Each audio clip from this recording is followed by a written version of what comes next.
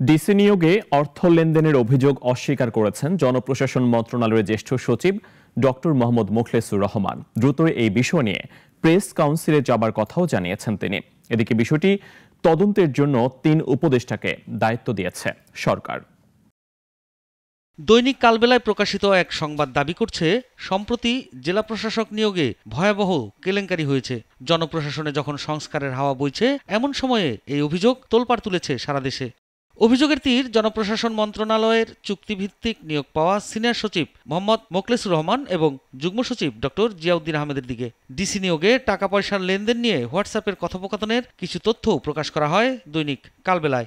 আজ সচিবালয়ে এ বিষয়ে সাংবাদিকরা তার মুখোমুখি হলে মোখলেসুর রহমান বলেন, মিথ্যা প্রতিবেদনের অভিযোগ নিয়ে তিনি প্রেস কাউন্সিলে যাবেন।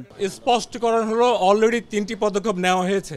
একটা হলো, আমরা তথ্য সচিবকে চিঠি লিখেছি এবং সেখানে এই পত্রিকাটার নাম আছে এবং ব্যবস্থা নেওয়ার জন্য সরাসরি সরকারি চিঠি দেওয়া হয়েছে। 2 নম্বর হলো, যাকে কেন্দ্র করে এই ভুয়া লোক, তার বিরুদ্ধে আইনানুগ ব্যবস্থা নেওয়ার জন্য স্বরাষ্ট্র সচিবকে লেখা হয়েছে, যাতে তারা মেবি 1-2 দিনের মধ্যে তখন আমরা নিউজ করতে পারবে, হি উইল বি অ্যারেস্টেড। প্রকাশিত মোবাইল স্ক্রিনশট নিয়ে সচিব বলেন, তার মোবাইল স্যামসাং। পত্রিকার সংবাদে যেটা দেখানো হয়েছে সেটি একটি আইফোন।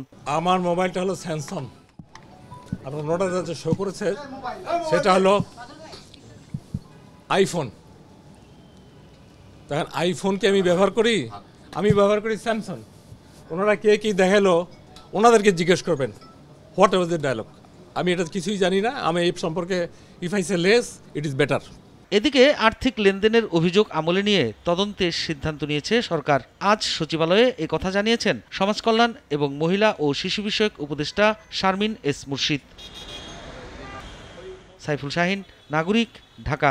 250টিরও বেশি ডিজাইন অপশন নিয়ে ওয়ালটন স্মার্ট ফ্রিজ, বোঝে আপনার প্রয়োজন।